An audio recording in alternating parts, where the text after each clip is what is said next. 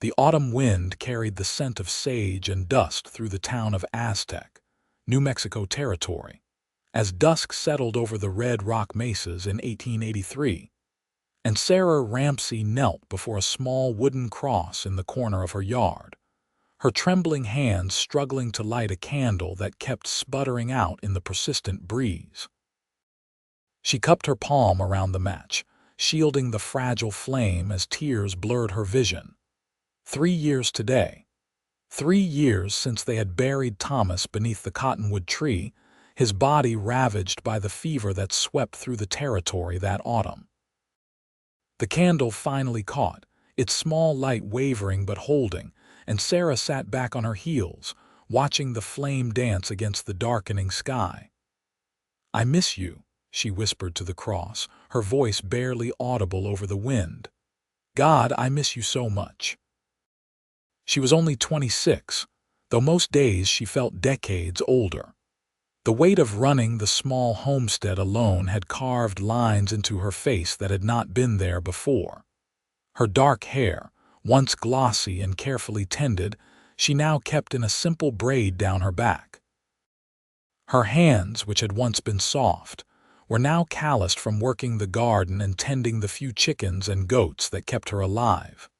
The candle flickered again, nearly going out, and Sarah leaned forward to shield it with both hands. She had made this ritual every week since Thomas died, lighting a candle at dusk and sitting with him until it burned down to nothing. It was the only time she allowed herself to truly grieve, to let the tears fall without worrying about being strong or capable or any of the other things a widow needed to be to survive. "Need some help with that." Sarah startled, her heart jumping into her throat as she looked up to see a tall figure silhouetted against the fading light. She recognized him immediately, though they had never spoken more than a few words in passing. Preston Turner owned the largest ranch in the territory, his land stretching for thousands of acres to the north of Aztec. He was standing a respectful distance away, his hat in his hands, his expression gentle. "I am sorry," he said quickly, seeing her alarm. "I did not mean to frighten you. I was riding past and saw you struggling with the wind." Sarah wiped at her eyes quickly, embarrassed to be caught crying. "I am fine, Mr. Turner, thank you."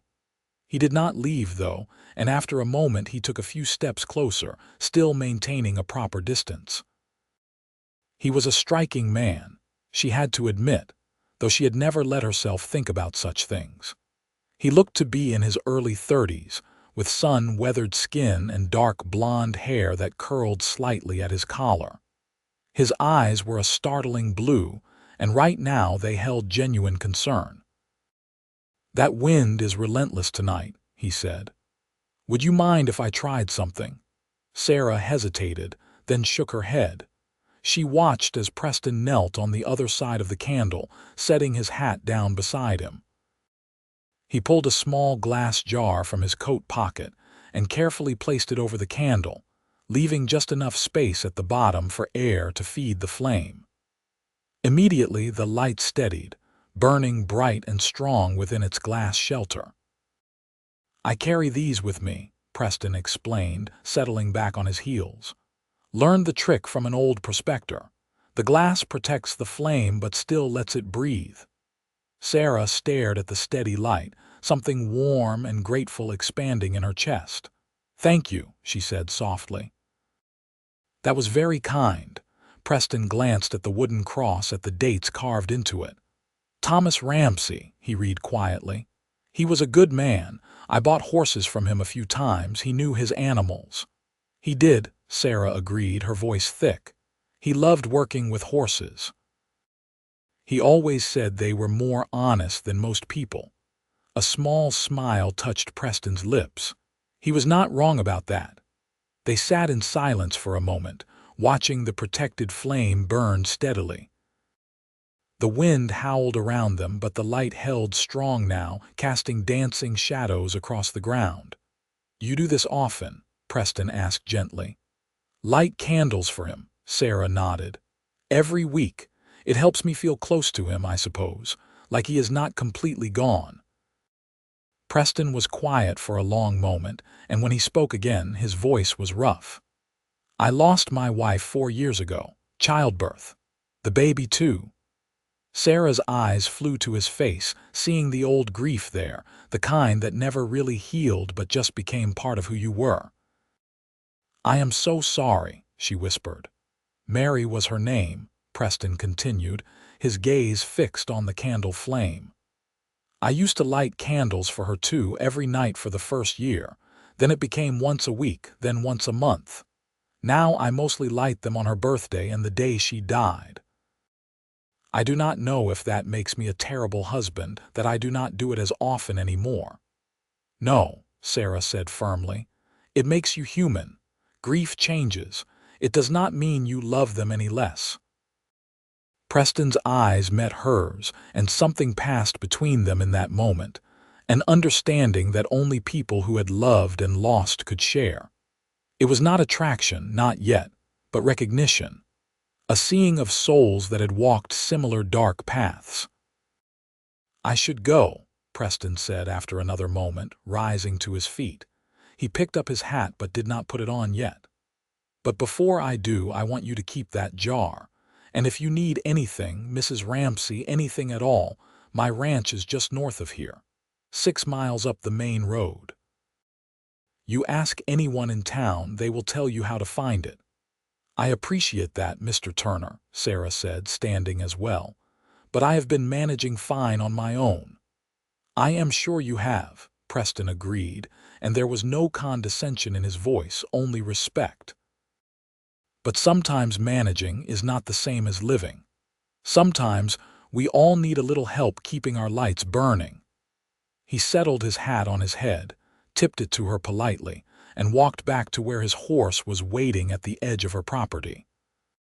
Sarah watched him mount and ride away, disappearing into the gathering darkness, and only then did she realize that, for the first time in 3 years, she had not spent the entire candle vigil crying. The next week, when Sarah knelt by Thomas's grave to light her candle, she used the glass jar Preston had given her. The flame caught easily and burned steady, protected from the wind. She found herself thinking about him as she sat there, about the grief in his eyes when he spoke of his wife and child. She wondered if he still rode by sometimes, if he had been passing her property by accident or on purpose that evening. The thought made her feel guilty, as if thinking about another man was somehow a betrayal of Thomas's memory. But then she remembered what Preston had said about lighting candles less often, about how grief changed, and she wondered if maybe it was possible to honor the past while still living in the present. 2 weeks later, Sarah was in town buying supplies when she overheard a conversation that made her blood run cold. "The bank is foreclosing on the Jensen place next week," one of the shopkeepers was saying to another customer. "They are 3 months behind on their loan payments." Sad business, but that is what happens when you cannot keep up. Sarah felt her stomach drop. She knew she was behind on her own loan payment, the one Thomas had taken out to buy their land. She had managed to pay it for the first 2 years after his death, but this year the garden had not produced as well, and she'd had to use the money to buy feed for the animals instead. She was only 1 month behind, but the conversation she was overhearing made her realize how precarious her situation truly was. She finished her shopping in a daze, her mind racing. She could sell the goats, maybe, but she needed them for milk and cheese. The chickens brought in a little money from egg sales, but not enough to cover a full loan payment. She could take in sewing or laundry, but most of the women in Aztec did their own work or bartered with each other. As she loaded her supplies into her small wagon, she heard a familiar voice behind her, Mrs. Ramsey. She turned to find Preston Turner standing there, looking as surprised to see her as she was to see him.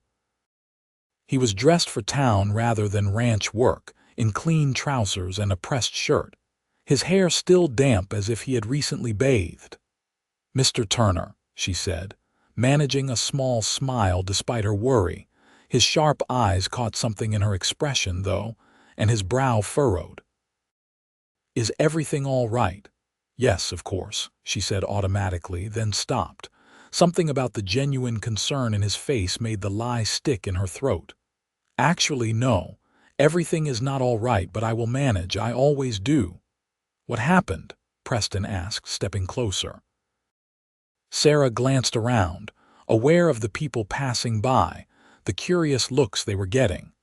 A wealthy rancher talking to a widow in the middle of town would be fodder for gossip. "It is nothing that needs discussing in the street," she said quietly. Preston nodded slowly. "Would you allow me to buy you lunch at the hotel restaurant? We could talk there." Every instinct Sarah had screamed at her to refuse, to maintain her independence, to not accept charity or pity. But another part of her, a part that was tired of always being strong and always being alone, wanted desperately to say yes. "All right," she heard herself say. "Thank you." The hotel restaurant was the nicest establishment in Aztec, with real tablecloths and china plates. Sarah had not eaten there since before Thomas died, and she felt shabby in her worn calico dress, but Preston did not seem to notice or care.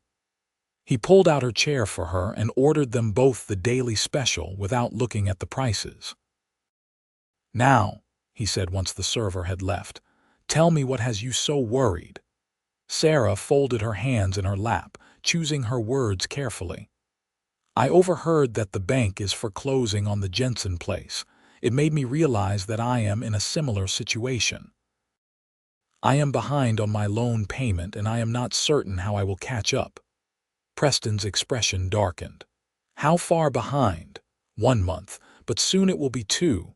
The garden did not produce well this summer and I had to buy feed instead of making the payment." She met his eyes steadily, refusing to look away despite her embarrassment.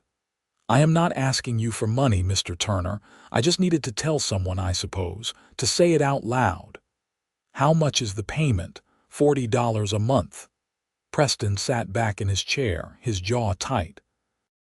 "And the bank is talking about foreclosure for people only a few months behind." "That is what I heard." "That is Norman Whitmore's doing," Preston said, naming the bank manager. "He has been pushing to foreclose on small properties so he can sell the land to bigger ranchers at a profit. It is legal barely, but it sure is not right." Their food arrived and they ate in silence for a few minutes. Sarah was acutely aware of Preston's gaze on her, thoughtful and measuring. Finally, he set down his fork and leaned forward. "I have a proposition for you," he said. "And I want you to hear me out completely before you say no." Sarah's heart began to pound. "I am listening. I need help at the ranch. My housekeeper quit last month to go live with her daughter in Colorado, and the place is falling apart without her. I have 20 men working for me, and trying to manage the house on top of everything else is more than I can handle. I need someone to cook, clean, manage the household accounts, that sort of thing." "You want to hire me as your housekeeper," Sarah said slowly. "Yes." "The pay would be $60 a month, plus room and board. You could live in the main house, in the housekeeper's quarters. It is a separate bedroom with its own entrance, completely private.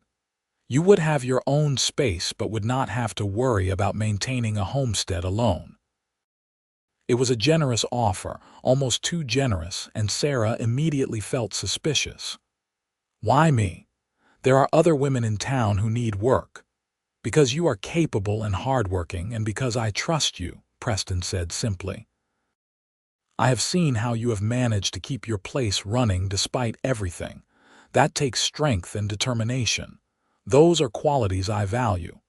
"And it has nothing to do with pity?" Sarah asked, her voice sharper than she intended.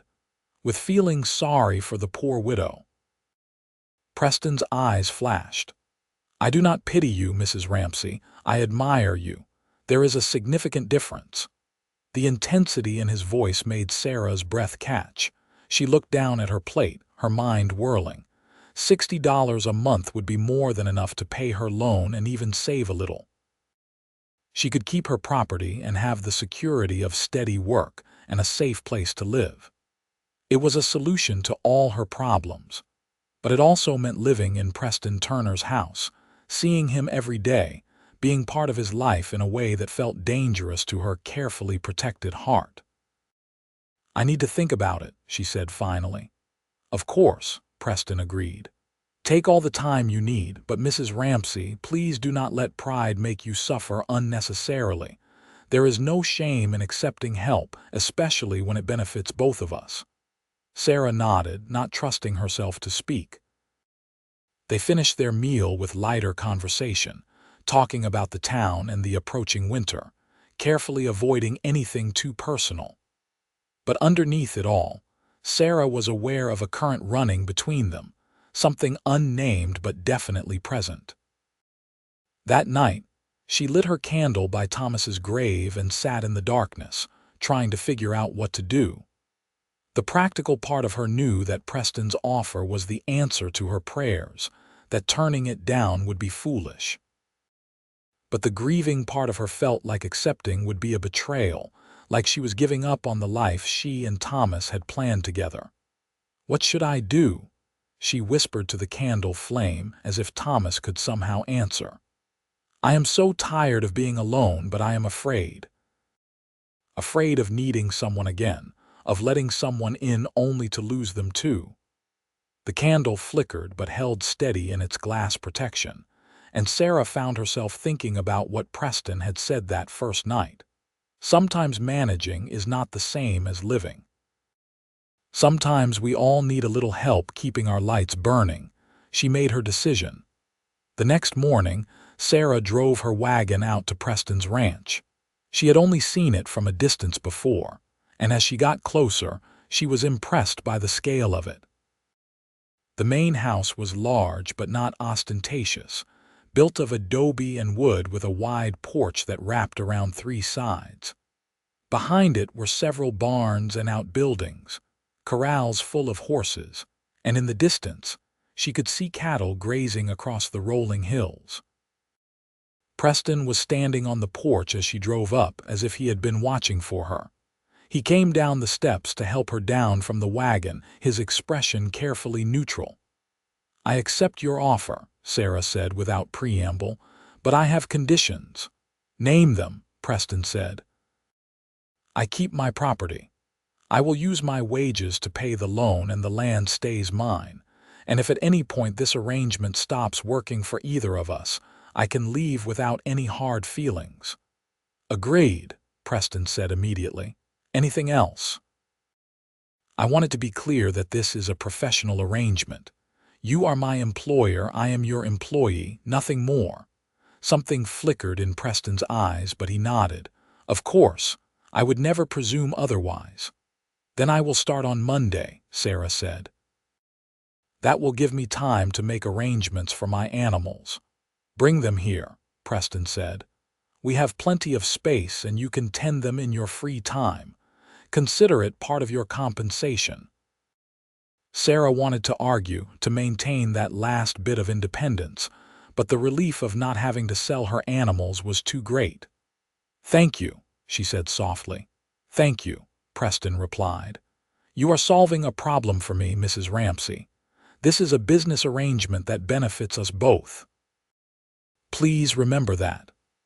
On Monday morning, Sarah arrived at the ranch with everything she owned loaded into her wagon, her goats tied to the back, and her chickens in crates. Preston met her with 2 of his ranch hands, who helped unload her belongings into the housekeeper's quarters while he showed her around the property. The main house was beautiful, if chaotic. Dust covered most of the surfaces, dirty dishes were piled in the kitchen, and it was clear that a group of men had been attempting and failing to maintain it. Sarah felt her fingers itch to start organizing and cleaning, to bring order to the chaos. "I know it is a mess," Preston said, sounding almost embarrassed. "We have been doing our best, but none of us really know what we are doing." "It is nothing that cannot be fixed," Sarah said, already mentally cataloging what needed to be done. "I will have this place running smoothly within a week." She was true to her word. Within days, Sarah had established routines for cooking and cleaning, had organized the pantry and kitchen, and had even started mending the pile of torn clothes and linens that had accumulated. The ranch hands quickly learned that meals were served at specific times, that muddy boots stayed on the porch, and that Mrs. Ramsey was not to be trifled with when it came to the running of the household. Preston watched her work with obvious admiration. He was careful to maintain professional boundaries, never entering her private quarters without invitation, always addressing her formally as Mrs. Ramsey. But Sarah noticed the way his eyes followed her sometimes, the way he found reasons to be in the kitchen when she was cooking, the way he always thanked her for even the smallest things. She noticed because she was doing the same thing. Despite her best efforts to keep things professional, she found herself aware of Preston in ways that had nothing to do with their working relationship. She noticed the way his shirt stretched across his shoulders when he was working, the sound of his laugh when he was talking with the ranch hands, the gentleness with which he handled the horses. She noticed, and it terrified her. 3 weeks into her employment, Sarah was in the kitchen preparing dinner when she heard raised voices from the front of the house. She dried her hands and went to investigate, finding Preston in the doorway talking to a well-dressed man she recognized as Norman Whitmore, the bank manager. "I am telling you, Turner, the Ramsey property is going up for auction next week," Whitmore was saying. "She is 3 months behind now, and the bank has been more than patient." Sarah's blood turned to ice. 3 months. But she had sent her first month's wages to the bank 2 weeks ago. She had written a letter explaining that she was now employed and would be able to make regular payments. "That cannot be right," Preston was saying, his voice hard. "Mrs. Ramsey made a payment recently. A payment that did not even cover the interest on what she owes," Whitmore said dismissively. "Look, Turner, I know she works for you now, but this is business. The bank has been more than fair. The auction is scheduled for next Tuesday at 10 o'clock. "What is the total amount owed?" Preston asked. "With interest and late fees, $160.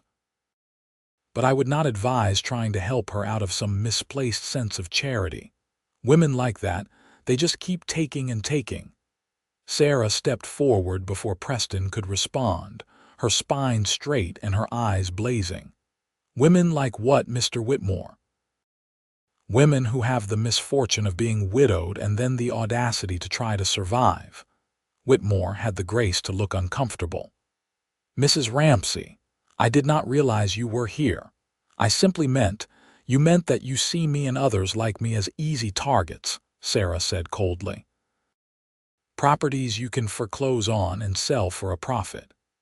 "Well, I have been making my payments, Mr. Whitmore, and if the bank chose to apply them only to interest rather than principal, that is something I was not informed of when the loan was made." "Now see here." "No, you see here," Preston interrupted, his voice like steel. "Mrs. Ramsey is right. Your bank has been engaging in predatory practices, and everyone in this territory knows it. Now, I am going to give you 2 options. Option 1, I go to the territorial governor, who happens to be a personal friend of mine, and I explain how your bank has been cheating widows and small property owners. Or option 2, you accept Mrs.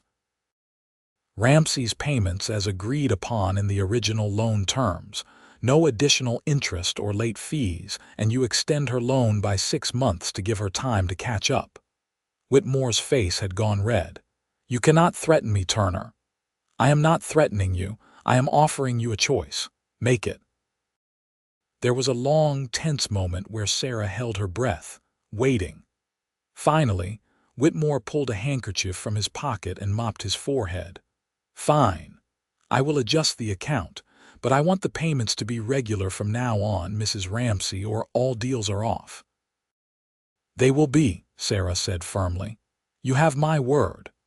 After Whitmore left, Sarah sank into one of the parlor chairs, her legs suddenly weak. Preston poured her a glass of water and pressed it into her hands. "Drink," he ordered gently. Sarah obeyed, her hands shaking. "I thought I had paid," she whispered. "I sent the money. I wrote a letter explaining everything." "He was manipulating the numbers," Preston said, his voice tight with anger. "Applying your payment in a way that would benefit the bank rather than you. It is legal, technically, but it is corrupt. I should have warned you about him, should have told you to bring me the loan papers before you made any payments." "This is not your fault," Sarah said. "And I cannot let you fight my battles for me, Mr. Turner. I appreciate what you did, but I need to be able to handle things myself." Preston crouched down in front of her chair, his blue eyes intense. "Sarah," he said, using her first name for the first time, "there is a difference between fighting your own battles and accepting help when someone is cheating you. You are one of the strongest people I have ever met, but you do not have to be strong alone. Not anymore." The gentleness in his voice, the concern in his eyes broke something open inside Sarah. Before she could stop herself, she was crying, great heaving sobs that she had been holding back for weeks, months, maybe even years. Preston did not try to shush her or tell her everything would be all right. He simply stayed there, his hand on her arm, letting her cry until she had nothing left. "I am sorry," she finally managed, wiping at her eyes with the back of her hand.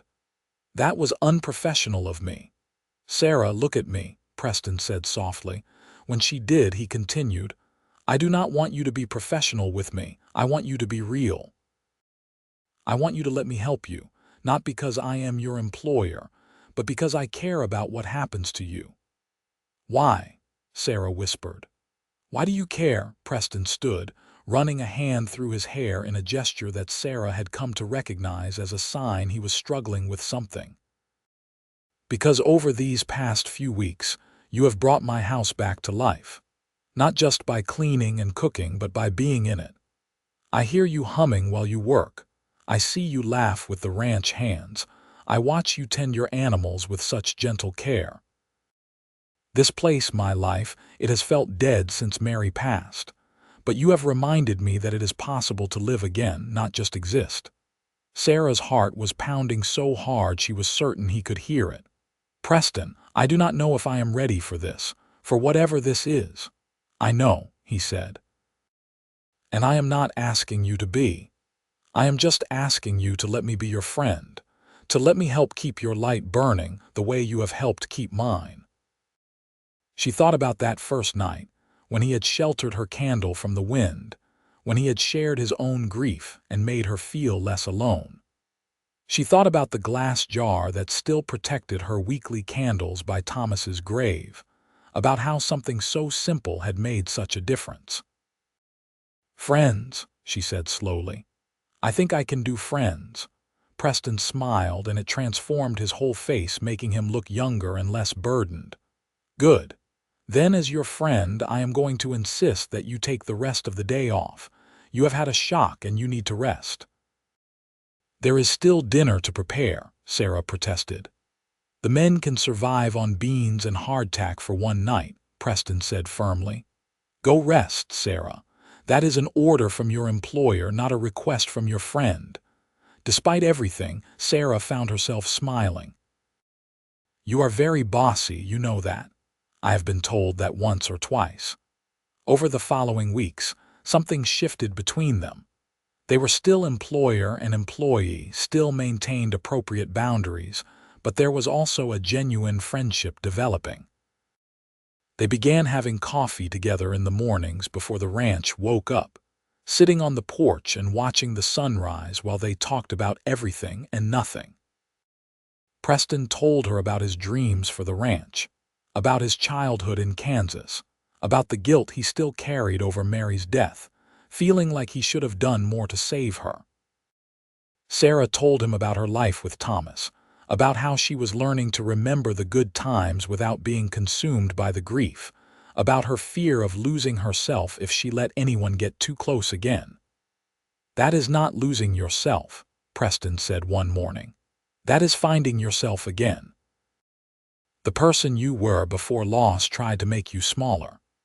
His words stayed with Sarah, circling in her mind as autumn deepened into early winter. She found herself looking forward to their morning conversations, to the easy way they had developed of being together. She noticed when he got a new shirt, when he was worried about something with the ranch, when he was tired or hurting or happy.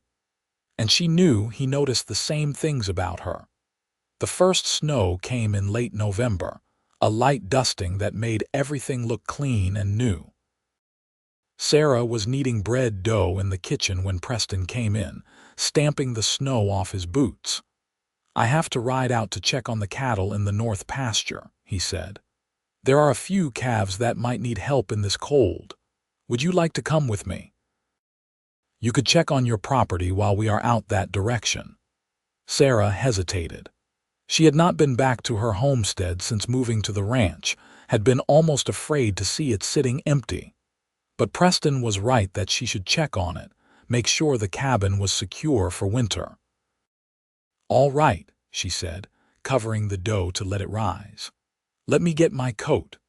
They rode out together, Sarah on a gentle mare that Preston had picked out especially for her. The world was quiet under its blanket of snow, the only sounds the crunch of hooves and the creak of leather. Sarah found herself relaxing into the rhythm of the ride, enjoying the simple pleasure of being outdoors in the fresh air.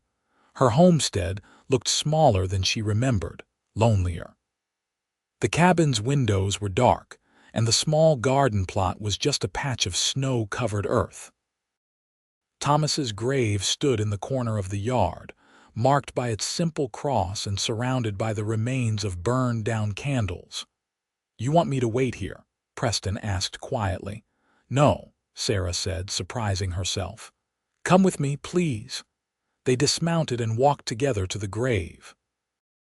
Sarah knelt down, brushing snow off the cross, and was surprised to find that the old grief, while still present, was no longer overwhelming.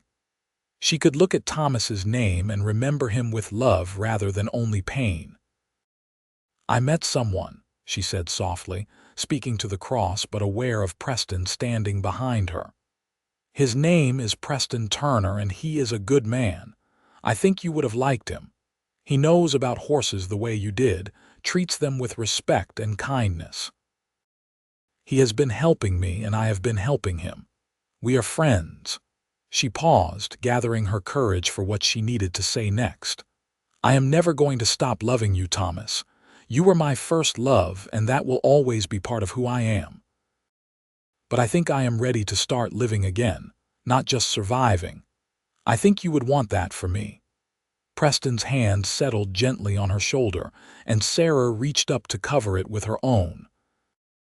They stood like that for a long moment, honoring the past while acknowledging the present, and Sarah felt something inside her shift and settle, like a door closing softly on one chapter while another began to open. "Thank you for bringing me here," she said, standing and turning to face Preston. "I needed to do that." "I am glad I could be here with you," Preston said. His hand was still on her shoulder, and now his other hand came up to cup her cheek. "Sarah, I need to tell you something. These past few months, getting to know you, having you in my life, it has changed everything for me. You are not just my housekeeper or even just my friend. You have become the person I think about when I wake up and the last thing on my mind before I sleep. I am falling in love with you, and I needed you to know that." Sarah's breath caught.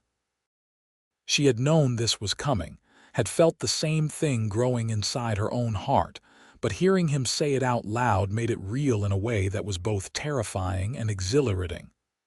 "I am scared," she whispered. "I know. So am I." Loving someone means risking losing them, and we have both already lost so much. But Sarah, I think the risk is worth it. I think you are worth it."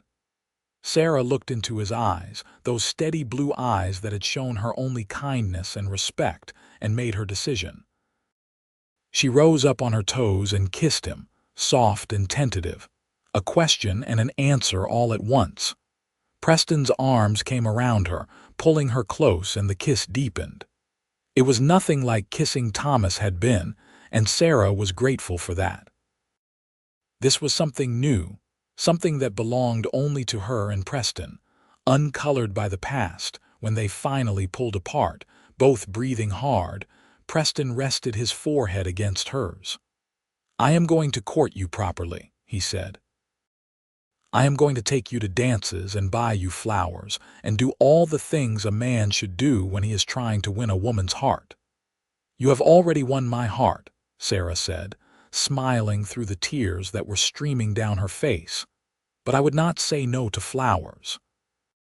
The winter that followed was the happiest Sarah had been since before Thomas died. Preston was true to his word about courting her properly. He took her to the Christmas dance in town, where they scandalized the gossips by dancing almost every dance together. He brought her wildflowers that he found on his rides, even in the dead of winter, searching until he found something blooming in a sheltered spot. He read to her in the evenings by the fire, his voice making even simple ranch reports sound like poetry. But more than the romantic gestures, it was the small daily intimacies that made Sarah fall deeper in love with him.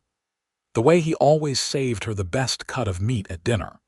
The way he fixed the squeaky hinge on her door without being asked. The way he listened when she talked, really listened, as if everything she said mattered to him. They were careful about maintaining propriety, aware that they were living under the same roof and that the town was already full of gossip about them. Sarah still slept in the housekeeper's quarters, and Preston never entered without knocking and being invited. But everyone on the ranch could see what was happening between them, and to a man, the ranch hands approved. Sarah had won them over with her cooking and her kindness, and they could see that their boss was happier than he had been in years. In February, Preston asked Sarah to marry him. It was not a grand proposal with flowers and flourishes. They were sitting on the porch at dawn, drinking coffee and watching the sun come up, when he simply took her hand and said, "Marry me, Sarah. Let me spend the rest of my life keeping your light burning." "Yes," Sarah said without hesitation or fear. "Yes, I will marry you." They were wed in March, in a simple ceremony in the Aztec church. Sarah wore a new dress that Preston had bought for her, pale blue calico with lace at the collar. Preston wore his best suit, and Sarah thought she had never seen a more handsome man. The whole town turned out for the wedding, curious and eager to see the widow and the rancher finally make it official. Sarah's hands shook as she said her vows, not from fear but from the overwhelming emotion of it all. She was promising herself to someone again, opening her heart to all the joy and potential pain that came with love. But when she looked into Preston's eyes and saw the love and commitment there, she knew she was making the right choice. "I promise to love you and honor you for all the days of my life," Preston said, his voice steady and sure. "I promise to be your partner and your friend, to support your dreams and share your burdens. I promise to keep your light burning, Sarah, in the dark times and the bright ones, until my last breath." Sarah was crying by the time he finished, and her own vows came out thick with emotion. "I promise to love you with an open heart, without fear or reservation.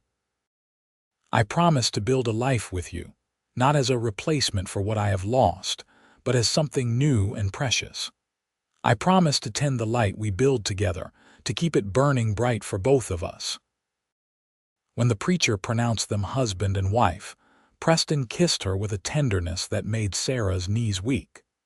The church erupted in applause and cheers, and Sarah found herself laughing through her tears, overcome with a joy she had not thought she would ever feel again. The wedding reception was held at the ranch, with tables set up in the yard and enough food to feed half the territory. The ranch hands had decorated the barn with ribbons and lanterns, and someone had brought a fiddle. Sarah danced until her feet hurt, first with Preston, then with various ranch hands and townspeople who wanted to wish them well. As the sun began to set, Preston pulled Sarah away from the crowd, leading her to a quiet spot behind the house. "I have something for you," he said, reaching into his pocket. He pulled out a small glass jar, identical to the one he had given her that first night by Thomas's grave. But this one had been modified with a metal base and a small handle, turning it into a lantern. "I thought we could light this together," Preston said, "as a symbol of the life we are building, a light that we will both tend and keep burning." Sarah took the lantern, her hands trembling. Preston struck a match and held it out to her, and together they lit the candle inside. The flame caught and held, steady and bright in its glass shelter. "To new beginnings," Preston said softly. "To new beginnings," Sarah echoed, "and to honoring what came before, to loving without fear and living without regret." They set the lantern on the porch railing, where it burned bright into the night, a beacon visible to everyone at the celebration. And as Sarah stood in her husband's arms, watching their friends and neighbors celebrate around them, she felt a peace settle over her that she had not felt in years. That night, for the first time since Thomas died, Sarah did not light a candle by his grave. She did not need to anymore. The light she and Preston had lit together was enough, a new flame that honored the past while illuminating the future. Their first year of marriage was not without challenges. Combining two lives, two sets of grief and history, was not always easy. There were moments when Sarah found herself grieving Thomas unexpectedly, triggered by a song or a smell or a memory. There were times when Preston grew quiet and distant, lost in thoughts of Mary and the child he had never gotten to meet. But they learned to navigate these moments together, to give each other space for grief while also being present for comfort. They learned that it was possible to honor their first loves while building something new together.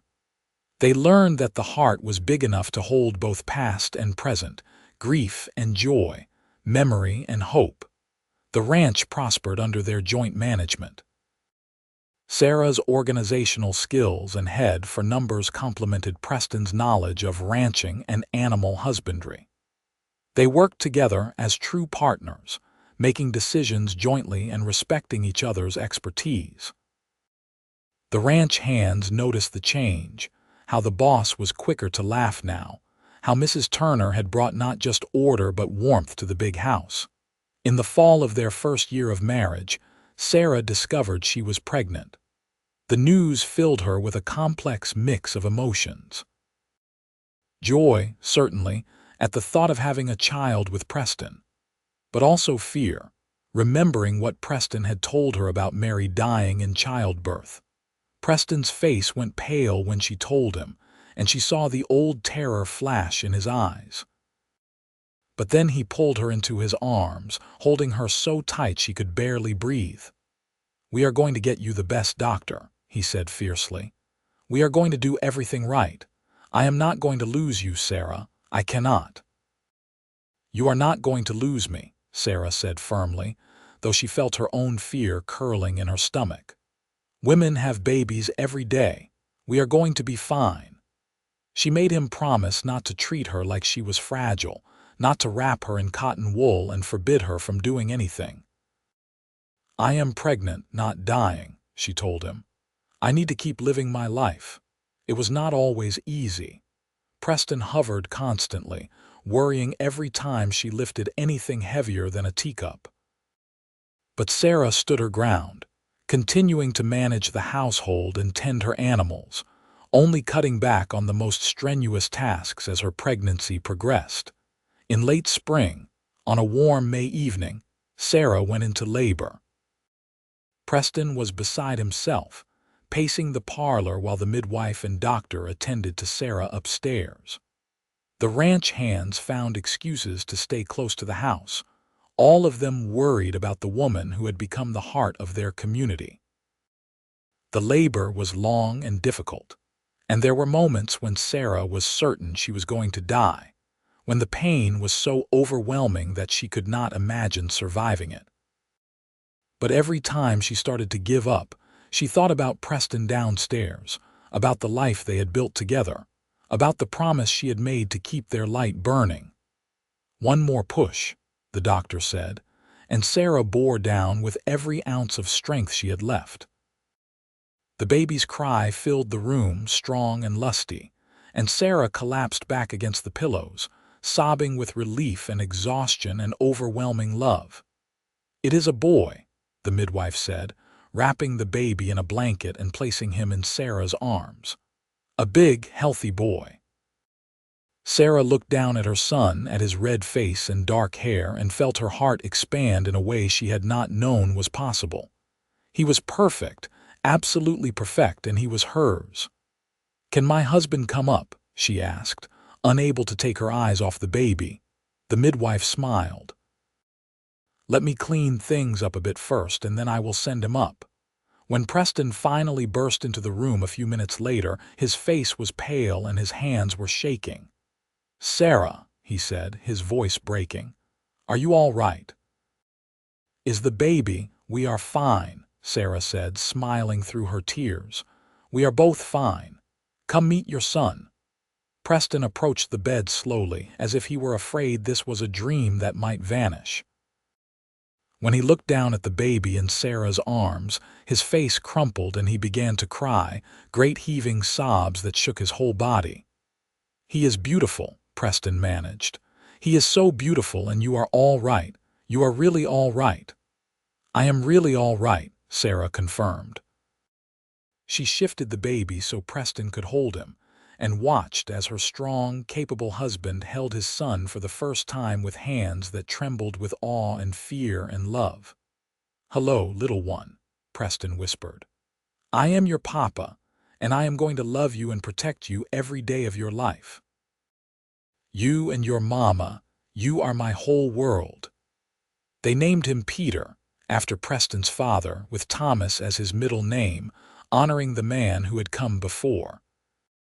It felt right to Sarah, weaving together past and present, acknowledging that their family was built on the foundation of those they had loved and lost. Peter was a good baby, healthy and strong, with his mother's dark hair and his father's blue eyes. Preston was a devoted father, getting up with Sarah for nighttime feedings, walking the floor with Peter when he was fussy, spending hours just holding his son and staring at him in wonder. "I never thought I would get to do this," he told Sarah one night as they sat together in the nursery, watching Peter sleep. "After Mary died, I thought that part of my life was over, but you gave this back to me. You gave me a family again." "We gave it to each other," Sarah said, leaning her head on his shoulder. "This is not your family or my family. It is our family built together." The years that followed were full and rich. Peter grew into a bright, curious boy who loved the ranch and the animals. When he was 3, Sarah gave birth to a daughter they named Margaret, who had her father's easy smile and her mother's determination. 2 years after that came another son, James, who was quieter than his siblings but no less loved. The ranch continued to prosper, becoming one of the most successful in the territory. But Preston and Sarah never lost sight of what was truly important. They made time for each other, still having their morning coffee together, even when the children were small and sleep was precious. They made time for their children, teaching them to ride and raid, to be kind and strong, to honor the past while building toward the future. Sarah still visited Thomas's grave sometimes, especially on the anniversary of his death.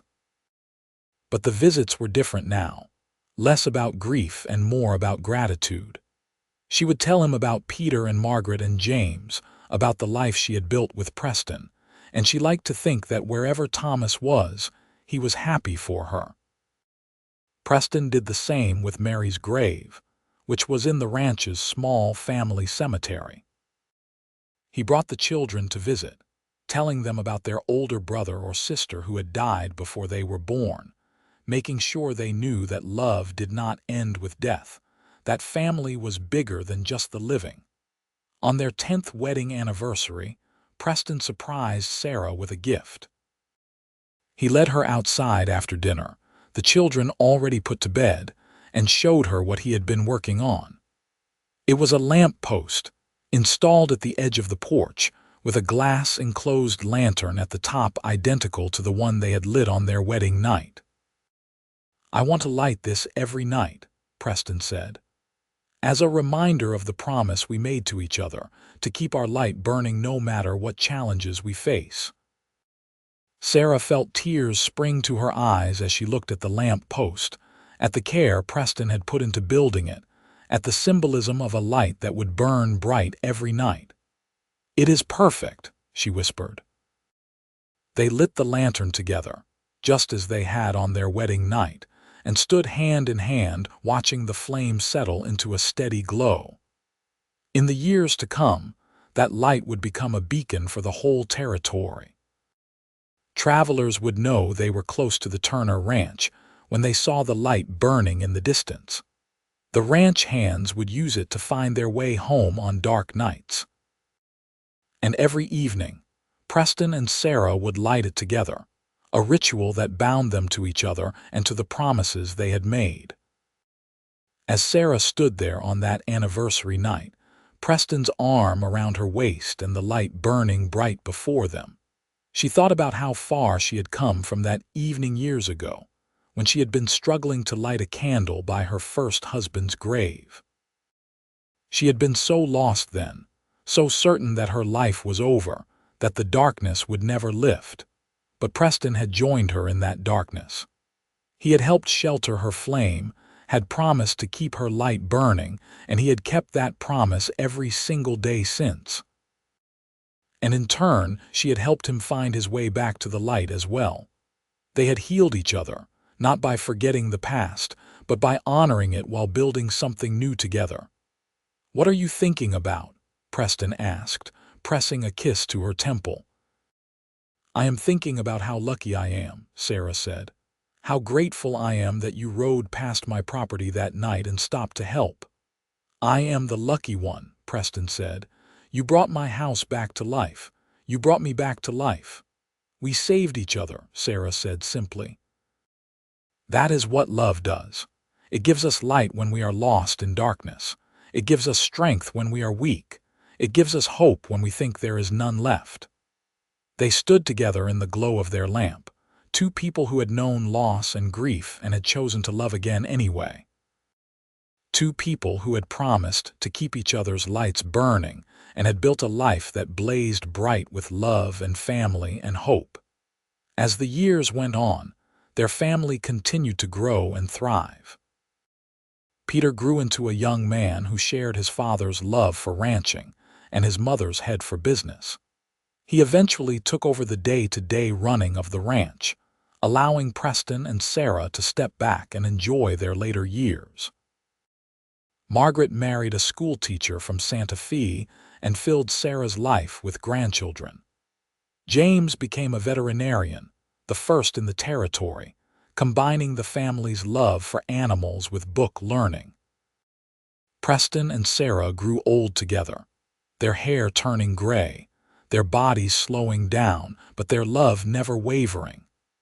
They still had their morning coffee together, still lit their lamp every evening, still held hands like newlyweds whenever they walked together. On their 40th wedding anniversary, surrounded by children and grandchildren, Sarah looked around the table at the family they had built and felt overwhelming gratitude. This life, this beautiful, full life, had come from darkness and grief. It had come from two people who had been brave enough to love again, to believe that the light could return after the darkest night. "Thank you," she said to Preston that night as they prepared for bed, for stopping that evening, for helping me, for loving me." "Thank you for letting me," Preston replied, pulling her into his arms, "for taking a chance on a lonely rancher who did not know how to ask for what he needed, for building this life with me." "I would do it again," Sarah said. "Every single choice, every single moment. I would choose you every time." "And I would choose you," Preston said, kissing her with the same tenderness he had shown on their wedding day. "Always and forever I would choose you." That night, as they drifted off to sleep in each other's arms, the lamp outside their window burned bright, a testament to the promise they had made and kept.